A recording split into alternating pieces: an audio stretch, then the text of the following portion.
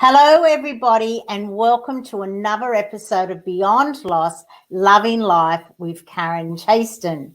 So great to have you here today. And today we are going to have a special guest. Today we are going to be talking all about step parenting, which is quite an interesting subject in itself, considering I have never been a step parent. I've been married for 42 years now, which is sort of awesome in itself. But we are going to discuss this because it's quite an interesting subject, especially when we talk to Karalee Katsambanis. And let's bring her on. Here she is. Welcome, Karalee. Hey, everyone. Hello, Karen. Hello, everyone. Lovely to be here. Thank you very much for having me. Oh, no problem at all. So hopefully some people will come on and start typing in the comments. Hello, Darls. Nice to see you here again. So today our subject is all about step parenting, which in itself, as I said, is really interesting. But Karalee has written a book. Have you got a book there to I show? have got a book. It's right there. You would, which is a beautiful photo of yourself on the front. I really love it. So tell us, first of all, why did you write it? Okay, so hello, everyone. So my name is Karalee Katsambanis. So Karen, why I wrote the book is I've been a step parent for 15 years. And I wrote the book because I have a couple of phrases that there's no one right way to step parent in a step parent family, but there is always one right way to behave, and that is with respect towards everyone in the step parenting family. I wrote the book because I wanted to write it from what I call a retrospective look rather than a reactive look. And I believe that if you've been doing something for more than a decade, as I said, I've been a step parent for 15 years, if you can't look back and give some good tips and advice and strategies, whether it's career or whether it's step parenting or whether it's something personal or social, to somebody else to help them on the journey, then you really haven't learned anything and you're really probably not living like you should be living. Now, the crux of the thing is, the other reason why I wrote the book is that I have never met my stepchildren's mother. I've never had any communication with her. I've never had any texts. After 15 years. When I became her, so my stepchildren, a boy and a girl, are now 26 and 25. And I became their stepmom when I was 11 and 12. Custody was 50-50, full child support was paid, full holidays, very normal suburban life, no court orders, nothing like that. She had repartnered. She was not interested in meeting me. I, at the time, said to my husband, within the first couple of months, I said, there's a book in this because, again, I said there's no one right way, but there's definitely a right way to behave. And I believe that if a lot of children within the step parenting blended family world, if they can't see their parents and their step parents with a good, workable, functional relationship, chances are a decade or 2 decades later, they'll probably be step parents themselves and they'll just replicate the bad, dysfunctional behavior. And what I just want to make clear to everyone that has joined in the show is that I'm married, but my book, it doesn't matter whether you're same sex, long-term de facto, recently partnered. If I use the term married, please don't take offense. Just use it interchangeably with your own situation as well. Yeah, which is a good idea because I think we can same sex can marry now. I think in most states in Australia, can't they? Yes, they can. So okay, so Karalee, thank you for that because that really does explain it. So first of all, I am still shocked that you've never met your. So am I. The mother of your stepchildren is probably the best way to describe her. So when you have 3 children of your own now. So you have a blend of 5 children.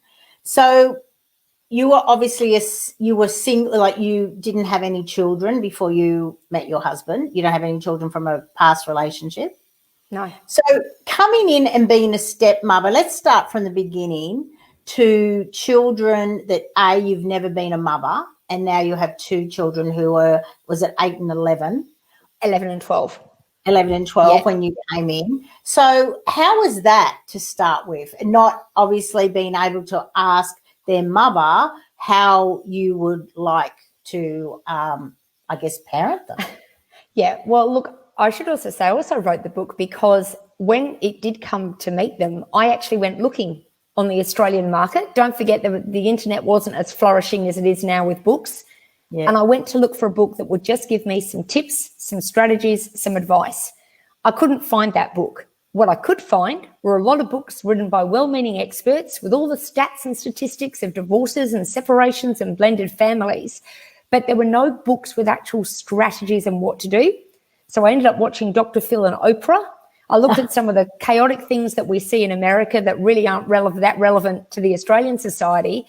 And I'm a journalist by training. I've got a very objective mind. And I thought, okay, well, if I was going to interview someone and someone else wouldn't speak, I'd try and be pitching it from both ways. I did reach out initially in a letter to say, listen, all I want to do is, yes, I was 32 years old at 30 when I first met. I just want to have to know that what I might expect of your kids at my house is the same that you would do with your kids. Because I think what people have to remember is that once there's a divorce or a separation, these kids traditionally will come over every alternate fortnight, or it might be 1 week on, 1 week off, like it was for us initially. And I look on them like little Snow White and the Seven Dwarfs. They come with little suitcases up the garden path or up the lift or whatever it might be. And that is their life from quite a young age, packing their belongings and off they go. So the last thing that I wanted to do was to have a lot of unreasonable rules and regulations that perhaps I was used to that they weren't. So it's about that compromise thing. For example, you know, if they weren't making their bed at their mum's house, I wasn't going to insist that they made their bed here. If they didn't put their washing in a basket and they left it somewhere else, I would have acquiesced. And I think a lot of step parenting is you do have to be quite a compromising, selfless person, because you need to recognize that there is another family there first. No matter how much you might want it to be boy meets girl in my situation, there are children that have been created and there's another family there first that you're stepping into and stepping up to. So, yeah, I did try and she wasn't interested. So I just used my brain, did some objective thinking. It all worked. And it's interesting that you say it because, as I said, my stepson's now 26. And a few years ago, he actually said to me, and I've never badmouthed or said a bad word about their mum, especially not in front of them.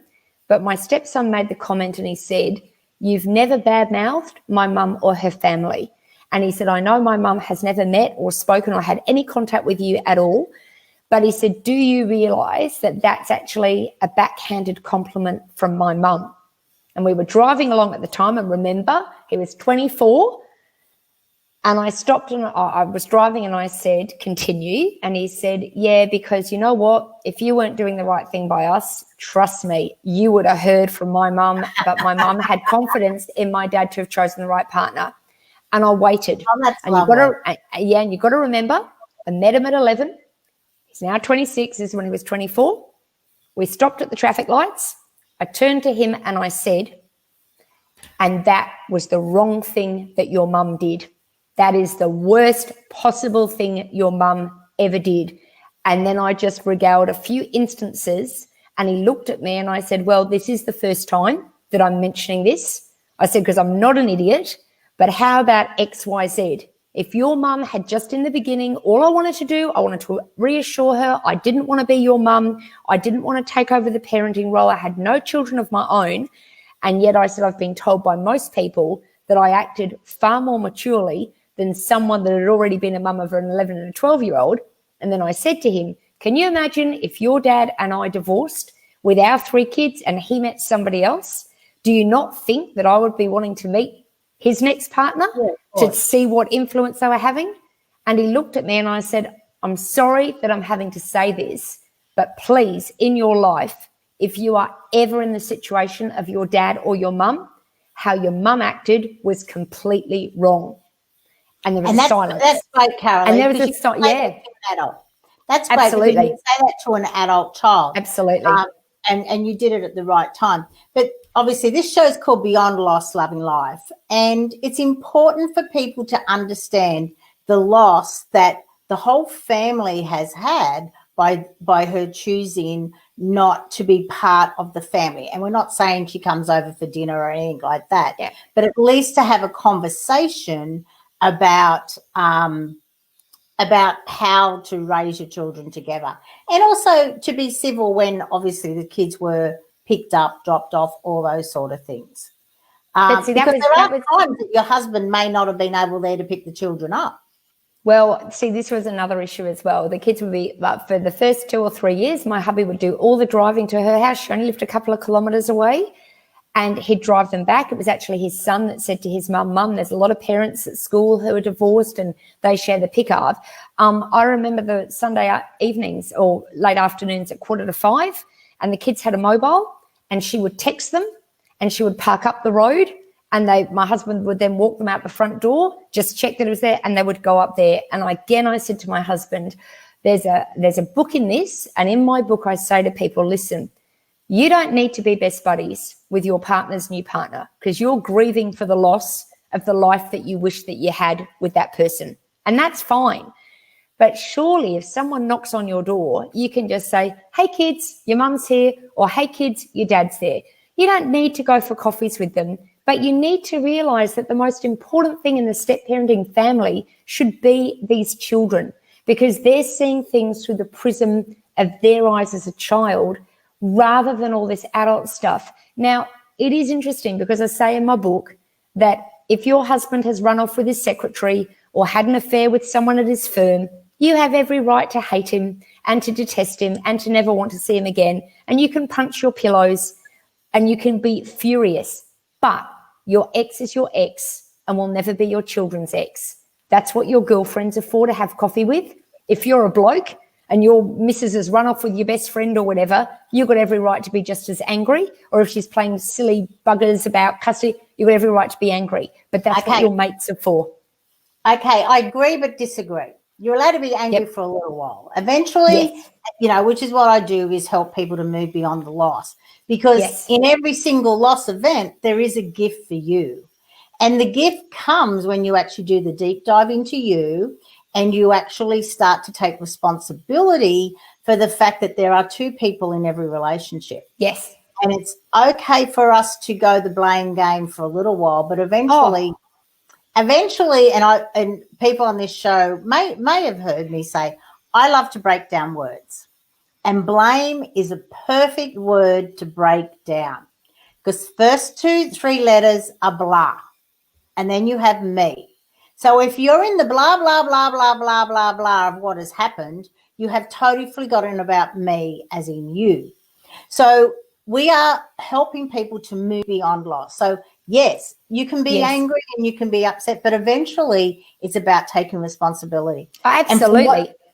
Absolutely. And moving on beyond loss, because if you are spending the rest of your life bitter and angry about your ex leaving for whatever reason, and remember, there's two people in every relationship. So I say that in my book. Yep, there's always blame on both sides. Absolutely, that's 100% in that book. Always, no one will leave a happy and loving relationship, no matter how young and attractive the secretary is. And let's just go with that example. Women leave as much as men do. So it's not just the men that leave.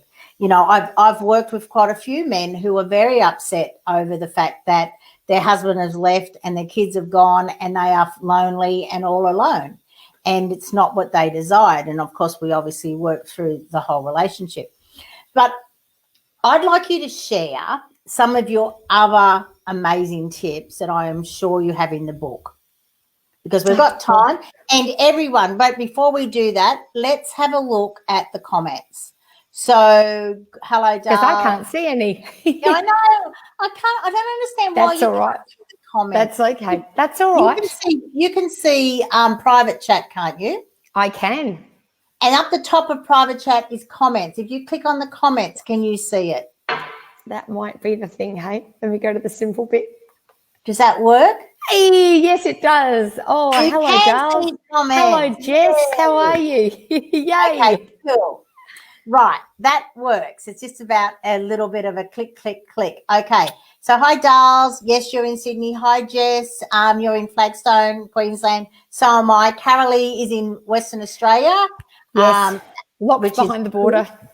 Yeah, which is fine.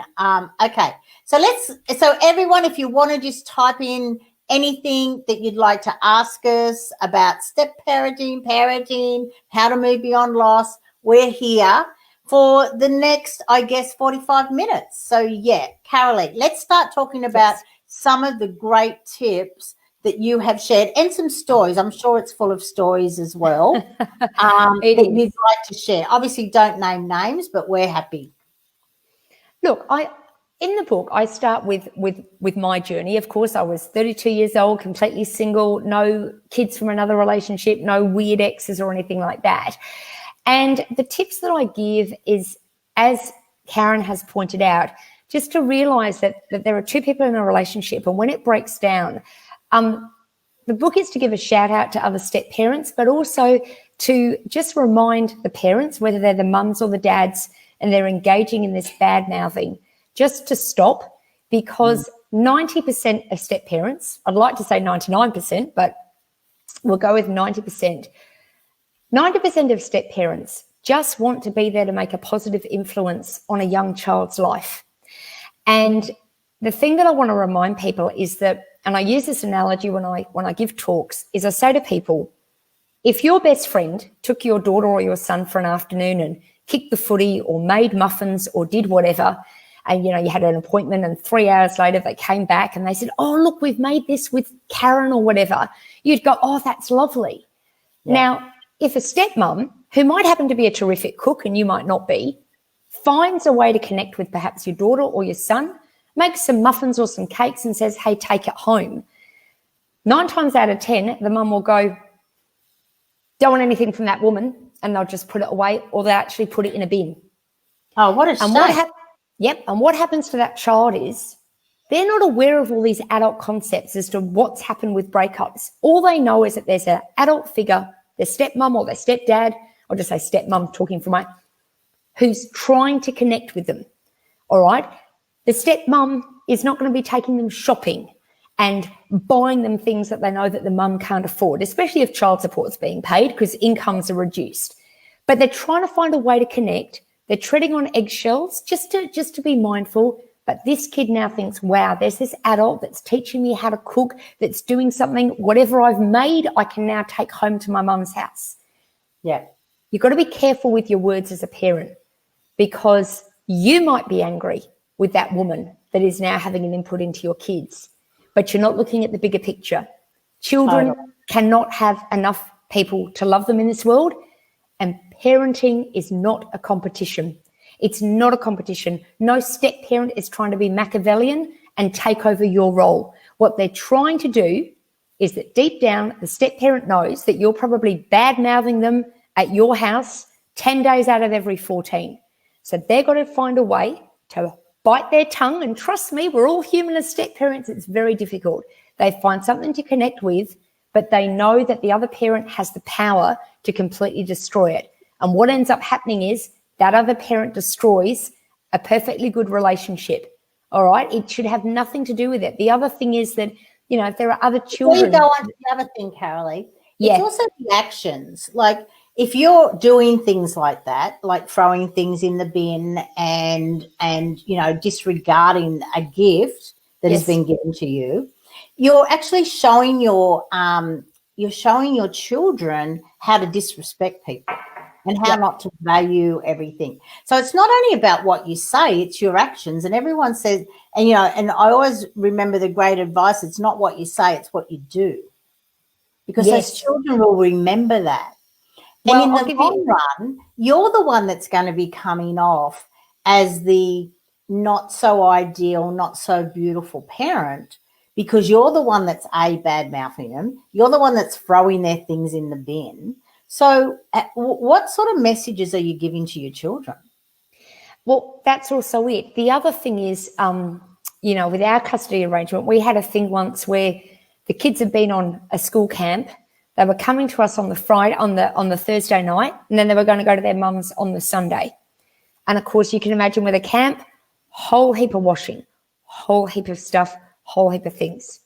I washed it all, did it beautifully, did the preen, did the stain thing, did it all neatly.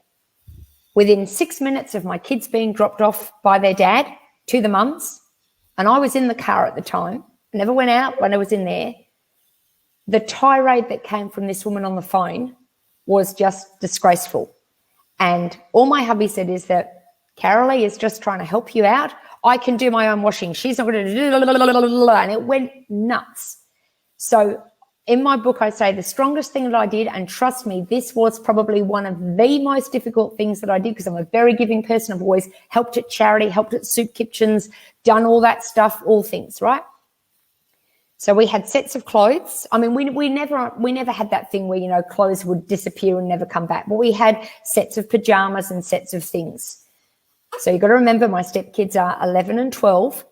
So I said to my husband, I will never, ever do any washing again unless it's clothes at our house, sheets, bedding and everything. And I will send it back in bags, whether it's muddy or not. And I said, you can tell this to your ex-wife, because if your son's playing footy on a Thursday and everything is all muddy and stuff like that, a lot more difficult to be washing the muddy stuff on a Sunday night than it would be to. Now, I totally you've got to agree. understand, this was the most difficult decision that I made at that time. She still stood firm. And so for the next 7 years, that's what happened. That's another thing that my stepson said. My mum regretted doing that. And I said, but all your mum ever had to do was to either say to your dad, hey, look, I've been too hasty. But she's quite a strong woman. And I do know some step parents that would just keep doing it. That's what I mean about being able to meet that other person to say, because as I'm saying, the majority of step parents, I mean, we learn from Cinderella, don't we? You know, the wicked stepmother. The majority of step parents aren't like that. Yeah, there are good and bad apples in every car, but there are good and bad parents too. If a parent complains about their kids, it's, oh, we understand. If a step parent complains, oh, you're a wicked step parent, it's not that. You are continually juggling on eggshells. You're trying to get some normality into what is not so much a normal situation, but it's becoming far more of a normal situation. Yeah. So strategies like that, what I would say is, I hope none of you ever encounter what I did. Be firm, because it is a power thing. And so I just said, fine, I've done my bit. That's it. She doesn't want me to touch her kids' things. That's fine. But it is ridiculous. It was ridiculous. But there again, a step parent isn't a doormat. And so in my book, I give a lot of strategies on how to deal with it. I've had a lot of parents that have contacted me, have bought the book either from me or from Amazon, and they've said, reading what you've written in print, I'm guilty. I'm guilty of using my kids as blackmailing emotional pawns because my ex left me for another woman. And okay, they said, let's deep dive into that. So, yes. So what advice do you actually give in the book on ways that they don't need to, you know, put the kids in the middle? You know, I've been to I've been to weddings of children whose, you know, parents have separated 30 years ago, and they're freaking out that mum and dad are going to be in the same room. Yep. And, you know, that's not good for the kids. They're getting married. Do they really need this hassle as well? So what advice do you give so that the kids are not pawns in the middle? So the advice that I give is hopefully seeing someone like Karen, who's a brilliant mentor. But I say to them, listen, what you've got to do, you've got to be realistic. You've got to realize that there are two of you in the relationship. As Karen said earlier, people leave for different reasons. If it's a loving, you have to be objective and you have to be mature about it. Okay, there's a reason why people split. However, you've had one child or two or three children from the union.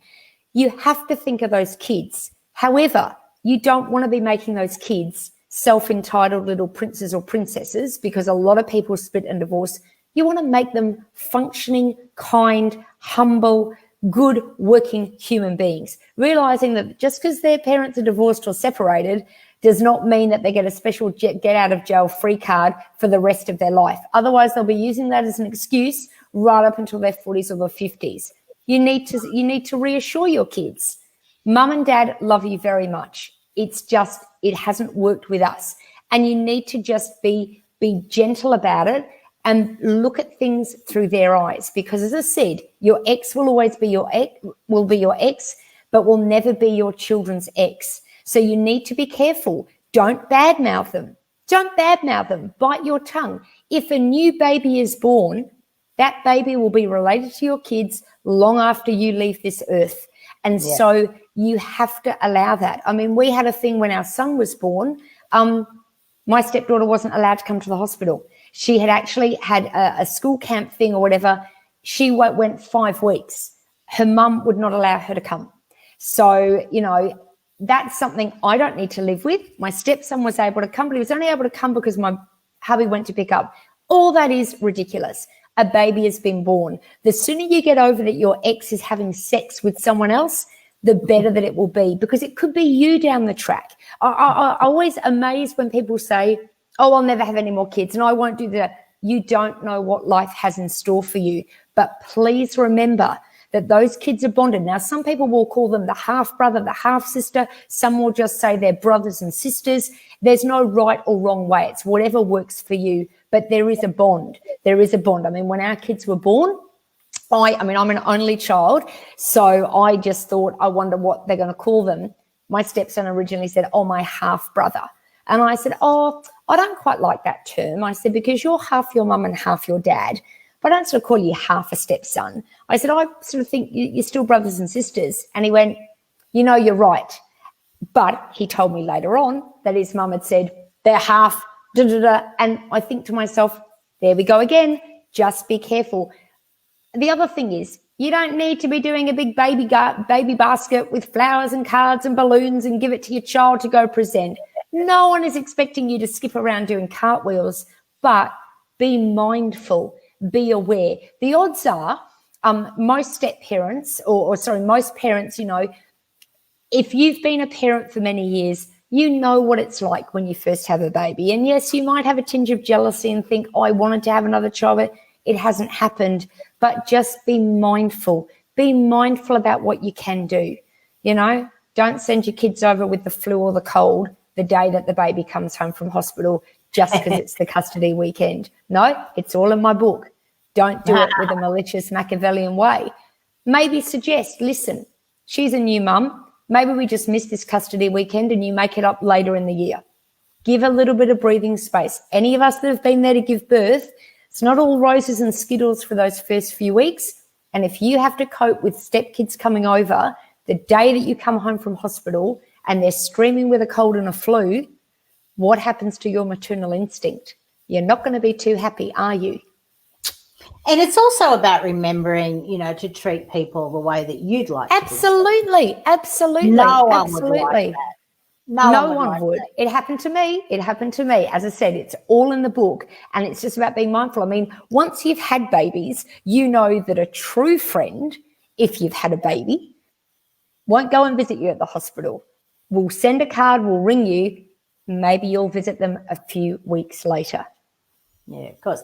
So also in the book, so I'm sure there's stories in the book that you've included that didn't actually happen to you that may have happened to someone else. Yes. So what are some of those? Okay, so I've got a friend of mine who's a very high-powered legal person here in Western Australia, and she'd split with her hubby, one son. They'd both repartnered. And she knew that when I was writing this book, and everything in my book is either first-hand or they are 100% complete stories, and I've got, you know, all the proof of that in my file. And she said to me, I've got a problem. And she's got more degrees than you can poke a stick at. And I said to her, so what is it? And she said, well, my ex, he's insisting that my son calls his new partner mum. So he has two mummies. And I said, I've got an easy solution for you. So you say to him, that's fine, because our son will call my partner daddy as well. She rang me a day later. She said, we've been arguing about this for 2 months. She said, you solved it in one sentence. And I said, see, when you actually turn it around, how would I feel? Because he didn't want anyone else to be his son's dad, but he couldn't work out that she didn't want someone to be the son's mum. So it's just first names. So that's some stuff as well. And I'm always amazed that people in general do not look at a situation and say, how would I feel in this situation? Yes. How would I feel? And I think that that's a real key as well. Doesn't mean that you're always going to get it right, but it's just broadening your horizon, broadening the perspective, and perhaps looking at an issue or a problem from a different way. Because step parenting, The same issues crop up all the time. You're not my mum. You're not my dad. I had that from my stepdaughter. Had a blazing row one day, and I said to her, no, I'm not your mum, but I'm your stepmom who loves and cares about you very much and wants the best for you. But at the end of the day, you have to make the choice that is right for you. I don't think in this issue that you're making the right choice, but no, you're quite right. I don't have any legal rights or anything, but I am someone that loves and cares about you. I'm not kidding you. For once in her life, she was completely speechless. She just looked at me and I said, what did you think I was going to do? Engage in a screaming match with you? That's no way to solve anything, either now or in the future. It's talking it out. These are my reasons why I think you should make this choice. They're your reasons. Go away, think about it. It's not a life or death thing, and come back and decide. Later that day, she said, I'm sorry. Yeah, you are right. So what I'm saying is step parents around the world, doesn't matter what your socioeconomic circumstances are, it's the same issues. It's either games with the eggs, bad behavior from the stepkids. What do you do? What works? That's why everyone's in a little bond. Okay, let's move on through stepkids, bad behavior from the stepkids that you've just said. So the kids, you know, your kids were young and they're now young adults when they came along, your stepkids. Yes. But let's fast forward to, I'm sure you've heard stories about people who are, you know, 30 years later, and they, you know, may not have contact with their, you know, their father or their mother or whatever because of the step parent. So what advice would you give for that? Look, situations years ago, very, very different. You know, say 30 or 40 years ago, child support wasn't as mandated, custody schedules weren't as mandated. There's a lot of dads that just whizzed off and, you know, went to a second family, never gave a thought about the other. Yeah, there's anger and stuff, but I think that if you're in your 50s and your 60s now and your parents are in their 80s or their 90s, what I would do is I would just reach out and I would make a call. I would make a contact, I would write a letter, an email, whatever they're able to do with, and I would say, listen, you know what? We've got to make amends. We can't undo what's been done in the last few decades. I was this age. I didn't have the tools or skills or the life experience. To the step parent, hey, you've been married to my dad a lot longer than you were to my mum. I now understand as an adult, perhaps with a family of my own, that there's a lot of issues that go on within relationships. My mum and dad probably were not suited due to the cultural things at the time. They were forced to sort of stay together in a loveless marriage, blah, blah, blah, blah, blah.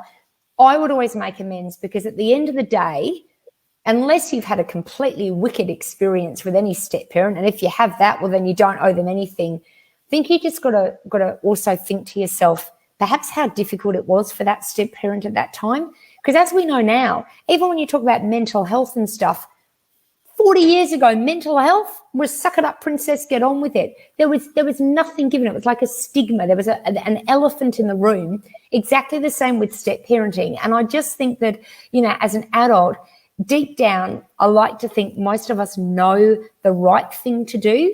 For me, it's about thinking if that person suddenly died, it's lost opportunity.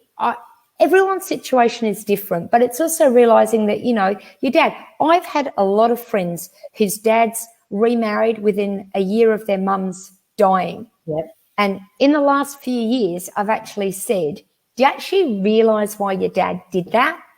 Because 40 odd years ago, 50 odd years ago, no disrespect to any single dads that are watching here, they basically probably couldn't cope and they needed a mum to be able to step up.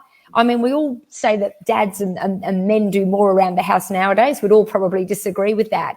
But 40 or 50 years ago, those traditional roles, the man probably thought, I don't know how to raise kids. And they met a woman and this and that. And so she was thrown into doing it. Perhaps he still went out to work. He buried his grief. He did whatever. And I said, it's not a disrespect to your mum, but it's the fact that they just can't cope. You know, that they need someone. You know how in life we always hear that people need someone or they're codependent their whole life. They're frightened of being alone. That can also be a reason why. But getting back to it, you know, if your parents have divorced or whatever years and years ago and you're an adult, maybe you've divorced yourself, use some common sense and realize how difficult life is and realize How would you like it if your child was put in the position of being a step parent and was getting the same treatment that perhaps you gave to your step parent? And you wouldn't like it. You'd think, oh my God, this is shocking. Just go a little bit deeper if you can. That's great, Karalee. Now, I'm a grandmother. I have Yes. my beautiful little Raphael, who is 16 You're a glamour months old. nana. Yeah, thank you. 16 months old today. And, you know, my son is very happily married. But a lot of people, when they do separate, it seems to be the parents of the father who can miss out on having the children, especially if they're not amicable with each other.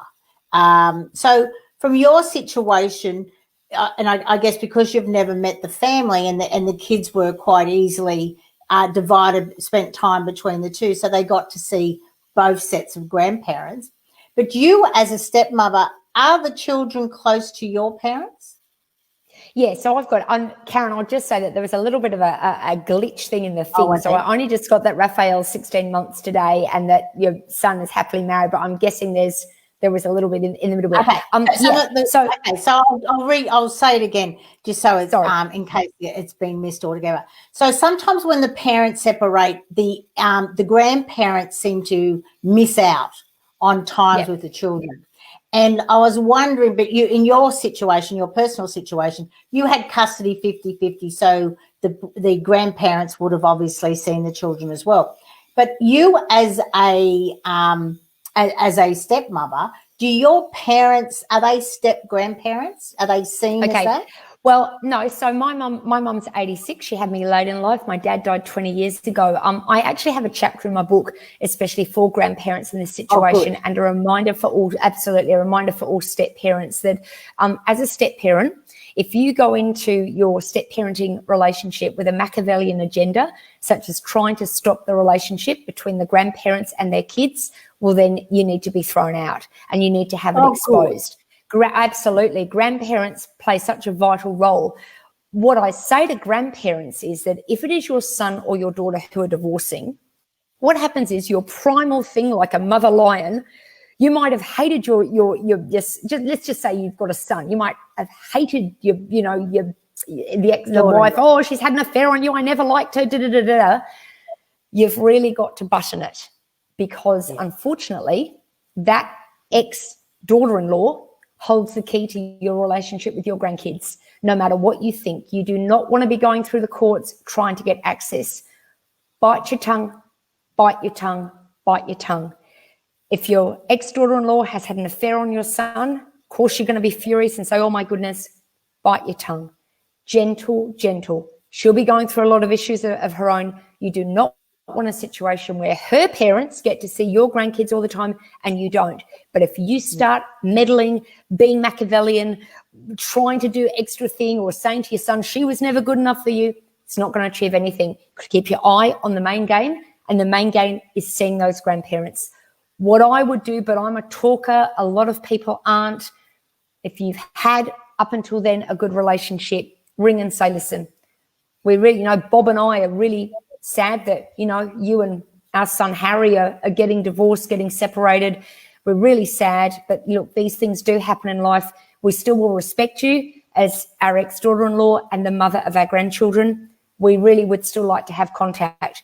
If you say that to your so-called ex-daughter-in-law, there's no comeback. And it may well be difficult to the beginning, but most reasonable, right-minded women would think, okay, you know what? They're being nice. They're not bad-mouthing me. Let's see how it goes. If you've been able to see them once a week, be realistic. It may only be once every fortnight. But if you're very hostile, the other thing I say in my book is, and please, if you're an older person watching this, please, please take this to heart. If you've given them $1,000 to pay a bill or $5,000 to fix the roof or whatever it might have been, don't start going for legal action to get that money back. Otherwise, you'll never end up seeing your grandkids. People really do that? Yeah. At the time, you gave that money to your son and your then daughter-in-law for the family.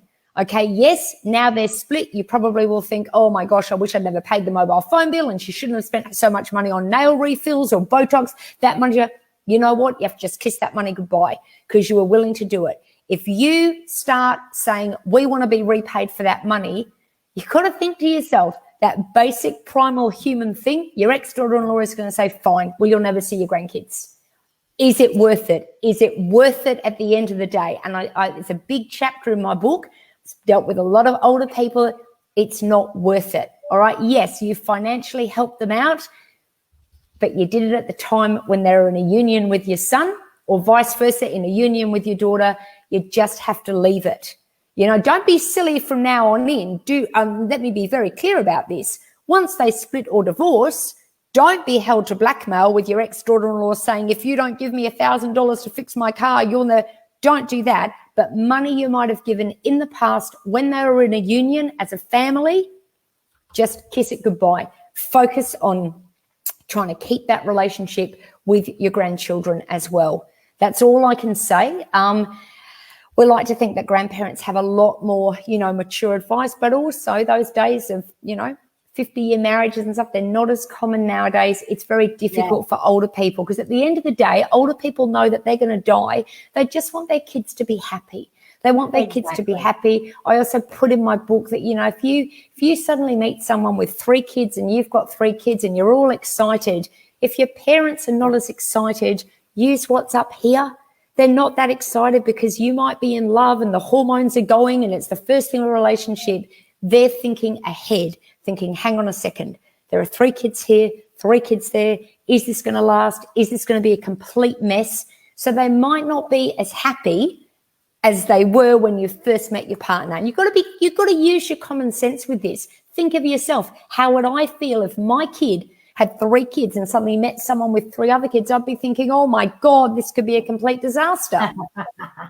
Thanks, Karalee. Sorry about that. Someone just typed in saying that the live had stopped, but no, it hasn't stopped. So I wasn't ignoring you. I was just sort of making sure, but we are still going. Hey, Georgia. So it looks like we've got about 18 minutes to go. So what other advice do you have to share? And what I'll do is I'll put up a little banner of where they can connect with you. So as I can see here, so that's your website where people can connect. Thank you. Yes, that's fine. And also, what other little tips do you have in the book? So we've covered, how to deal with when you first get together, how for grandparents. What other sort of great tips do you have? So the thing I also think is have some flexibility. For example, in my husband's situation when he got divorced, you can't predicate what the next 8 to 10 years is going to be like with exact custody thing. There will be times where you might have a family christening or a naming ceremony for your side of the family, but your kids are due at the other parent's thing. That's why you need the good workable relationships. Don't do with what happened to us, where we had acquiesced. My husband's ex-wife's sister had a baby, similar age to our son. And on our custody thing, she'd said, well, this one's getting christened. I want my kids there. My hubby said, that's fine. In a few weeks' time, we're going to do a christening for our son. I'm not using any names at the time. And very sadly, on that day, were the kids allowed to come? No. They were dropped off at 4:45 outside our house so that they could come, say hello, have a photo, and out there. And she did it to get back. That's very sad because my stepkids have gone through the christening albums saying, why weren't we there at the church? And I've just said, you'll have to ask your mum about that. So, be flexible. Mother's Day and Father's Days. As I said, your ex is your ex, but will never be your children's ex, right? Encourage. If it is the week before they're due to go with whatever, you may hate your ex. They're still your kid's mum or dad. Go and get them to buy a card, to do a card, to make something. All right, keep that tradition going. I mean, I even said to my kids, you got to remember your mum for Mother's Day. It's still, she's still your mum, etc., etc. We're wanting to do good behaviours for when these kids get to adulthood. If they've lived for 10 years with Mother's and Father's Day just being a complete, nightmare and a world war and, this, that, and what have you, do it. Show your kids the right way to do things. I also cover a thing about puberty in my book. If your daughter has perhaps started menstruating, let your ex know.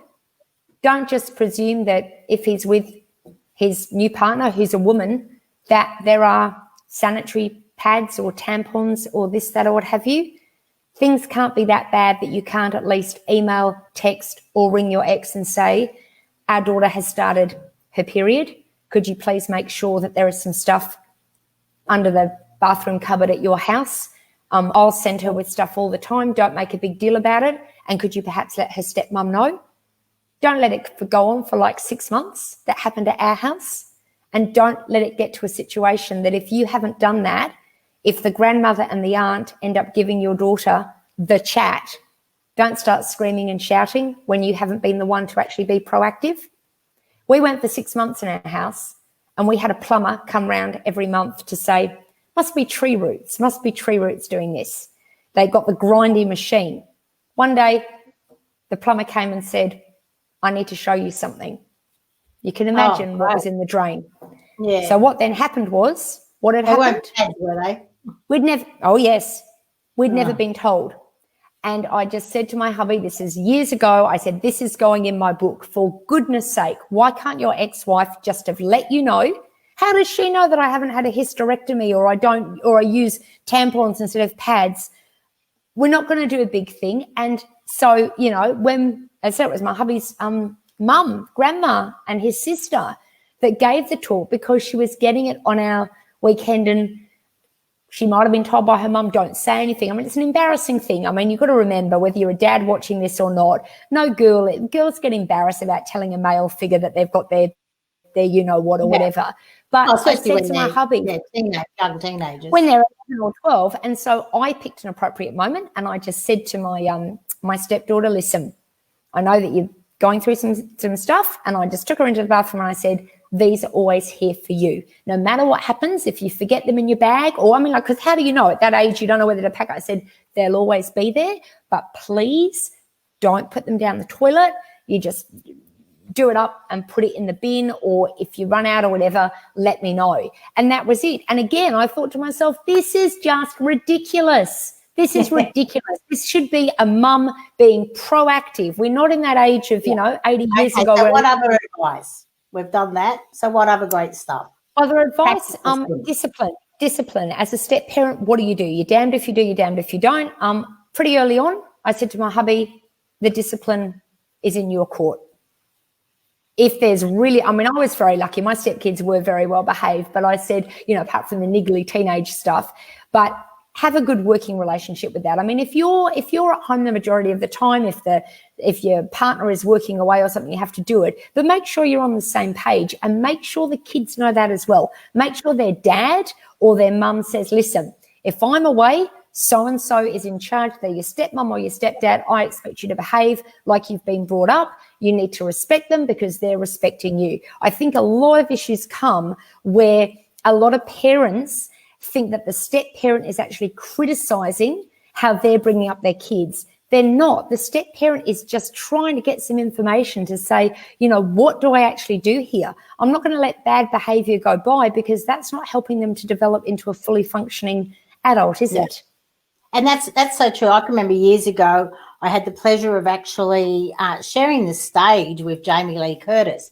And Jamie Lee Curtis has adopted her 2 children. And the comment that she made, which really, really stuck with me, is that our children are not ours. If we're great parents, the ideal relationship is that we separate. So the fact that you've got all of these people helping to raise the children with the idea of, separating so that they can become young adults and eventually adults, it just makes logical sense that you are all, bringing these children up to be these adults. I've got a couple of other tips as well to people. And look, we can all get on our soapbox and say it's women's lib and we should know and this and that, okay? If you're a mum watching this or a step parent, stepdad or a dad, okay, one of the most important things is if those kids have got anaphylaxis or severe allergies or whatever, that needs to be paramount. You need to make sure if you've got an anaphylactic child, I don't care if you've got to go without food for a week, you make sure that you've got EpiPens at the other person's house, don't rely on them. Don't say, oh, well, it's your custody weekend, you should have an EpiPen. Be responsible, take control. EpiPen in the car, EpiPen at the ex's, here and there, medications up to date. All right. Now, I would like to think that most step parents would have a good first aid cabinet. Medicare cards, get a second Medicare card, print out a sheet, laminate it. This is the doctor's thing. This is the doctor's immunization. Because you know what? If your stepkids are at you for that weekend and there's a school thing or something happens, what do they do? And I know you go to the hospital, but how dumb are they going to look? Who's the kid's doctor? I don't know. I mean, do a laminated sheet. And this is something, and it sounds silly. You may never need it. It might take you an hour to do on a computer. Emergency contact, mobile. And that's the other thing. Keep your mobiles on at all times. Don't play silly buggers. Oh, the kids are there. I can go off for a weekend with my new man or my new woman. I'm not going to check the thing. You're a parent 24/7. You're a step parent 24/7. I mean, I did a thing where I upped my first aid kit 100%. I don't care if a bottle of Panadol is never used and needs to be chucked out a year later. Is it a waste of money? Maybe, but it's certainly not when you're looking at the health of a kid. Because if you've got children coming every alternate week or every Thursday to Sunday and they get a headache or whatever, needs to know. This is why I say have communication with your exes. Have a workable relationship. Have a contingency plan. I had a situation early on, which is in the book, where my stepdaughter had a very bad cold. Her grandparents were pharmacists. My mind used to say to me, well, why isn't she sent over with a bottle of cough mixture or a bottle of Panadol? No, it was a Machiavellian game. I was in Melbourne at the time. There was one Melbourne pharmacist opened at 11 o'clock at night, about 40 kilometres away. I drove to do it, but I thought, this is ridiculous. This is just so silly. She should be sent over with medication. Why wouldn't the mum do it? Because it was more money out of her pocket. Unfortunately, if you're someone that is going to keep a score of every single little bit of extra money that you've got to spend, you're not going to be a good parent or a good step parent. All right. You need to have a good first aid kit, but you need to have a command. I call it a command of control, those doctors' things. And don't use the excuse and say, well, you were married to me for 10 years. You should know who her doctor is. That doesn't work. You're in a different ball game. You're doing it for your child. Think of an older person that's got to go on a cruise or a holiday. They've got to have the list of medication. They've got to have it in their hand luggage, on their person, on this. You've got to do that because you make it easier so that if a crisis comes up, see, the step parent's got no legal rights. This is where it's also difficult. You try and do all the care and the responsibility, but at the end of the day, if you're in charge of a child that has an anaphylactic reaction or needs to go to hospital, you need to have as much information to be giving it to the medical staff. So if you're not being good with your kids to get back at the step parent, it's going to end in disaster. Trust me on this. Just trust me. That's all I'll say. No, that's great advice, and it does make sense. So I didn't realise that the step parent had no legal rights. No, there's no legal rights. This is the interesting thing. No legal rights. No legal rights. I often say step parents, you cop all of the criticism, but you get none of the credit. I mean, I'm being funny by saying that, but look, I've got a good working relationship with my stepkids because I've worked at it, and I've been tried to be 2 or 3 steps ahead. I've been aware as to things that might happen, etc., etc. It's not an easy path for people. I don't call my stepkids my kids. There are some step parents that call them their kids. I don't, because no matter what my non-relationship is with their mum, they still have a mum. All right, they still have a mum. I'm the stepmom. So I just say, but with our age gaps, we've got the big kids and the little kids. As I said, they're 26 and 25. Our kids are 12, 11, and nearly 9. So we've got a good age gap, big kids and little kids. But I would never call them my kids, and they don't call me stepmom. They call me KT after my maiden name. Yeah. So Do the stepchildren complain to their dad that the younger ones are treated differently to the way they are? Obviously, they're completely different because they don't have the suitcases going from house to house like the older ones had. Not at all. And I will tell you a very, very quick story, an anecdote I'll share with the kids. So what happened was when my stepkids would first come over, I would find that I would be going through so many towels in the linen cupboard. I would be thinking, what is this? A new towel for every shower? We're going through like 12 towels in 3 days. This is madness, right? You know, we use a towel a couple of times and then change it at least. So one day I said, and I left their wet towels on the bathroom floor. I'm not wicked and nasty. I had spare towels. I just wanted to prove a point. No joke. They went to have their evening shower. And they said, I'd cleared the linen cupboard of the towels on purpose. And they went, oh, there's no towels. I said, well, where's your towel from this morning? And they went, it's on the floor. I said, well, it's going to be interesting, isn't it? And they went, oh. Anyway, they had their shower. And I said, look, here's a fresh towel. I'm only joking. I'm not going to make you use a wet towel. I said, but you need to pick up your towels and hang them over the racks. So this is the funniest thing. So my son just last year, because they're now interstate, came over and my son was leaving the towel on the floor. It must just be something that kids do. I don't remember doing it, but I probably did it, right? I was an only child. Yeah. Anyhow, so this is no joke. My stepson said to our son, his brother, hey, you better pick up that towel. Otherwise your mum will be doing this. And anyway, everyone just fell about laughing. And my stepson, stepdaughter regaled the story of this, that, and what have you. And they said, but we know why you did it. No, they've never complained. All the kids just get on great. It's a really lovely thing. My son uses the cricket pads that my stepson did. He even uses the cricket bag, you know, all nostalgia and stuff like that. I've been really careful to treat the kids the same. Is my love different? Of course it's different. The love for your own kids is always different to other kids, whether they're stepkids, whether they're your nieces or your nephews. You love them, but it's a different type of love. I've been very, very conscious of doing the upbringing the same, and my stepkids have seen that. They've also commented on it as well. Fantastic. Okay, we only have 3 minutes left. Oh, so it's been lovely. Again, so thank you. I'm also have shared the website, shared your Step Parenting with Purpose book. I'm now obviously going to show everyone if they would like to download my Life After Loss ebook. They can please visit my website. So less than 3 minutes. What is one final thing you'd like to leave us with, Karalee? Very quickly. First of all, I'd just love to thank Karen for facilitating this. She's an absolutely wonderful woman. I'd like to thank all of you for actually logging on and listening. I would love it if you were to buy a copy of the book. A lot of people say it's cheaper than therapy.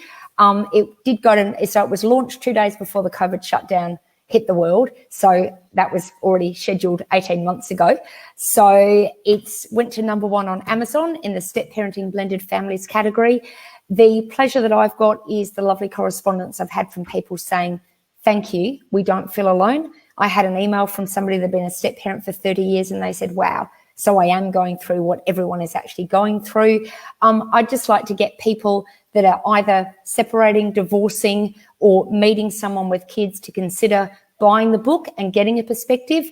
Please don't ever think that it will happen to you, that it won't happen to you, because I certainly didn't think that I'd fall in love with a man who was divorced with 2 kids, completely different. No one grows up imagining that they're going to be a step parent, a step grandparent, a step aunt or whatever. It's about being mindful and being aware that this is just part of reality now. I mean, the last Australian census showed that there were 600,000 blended, shared and step families. I'm sure that all of you there know somebody that is either a step parent or someone who is divorcing or separating. It's also a really good parenting tool as well, just to make people mindful of some of the things that people go through that you may not be aware. I'm on all different types of social media. I'm happy to have conversations with anybody at any time, because I just hope that, look, I'm having a good step parenting journey. I've had some hairy issues. I'm a very open person because I think we are all on the journey in life together. And essentially, I love just trying to help people. If some of the tips and strategies that I can give in this book help you, then my job is done. Thank you, Karalee, and thank you, everyone. I've just shared all of our contact details for people to get in contact with both you and me. That's my pleasure. And it's been great having you as a guest. There doesn't seem to be a lot of comments, but one comment, which I'm sure you'll love, was great advice. Oh, so thank you very much. Today. Thank you so much, Karen. Thanks, Bye, everyone. Bye.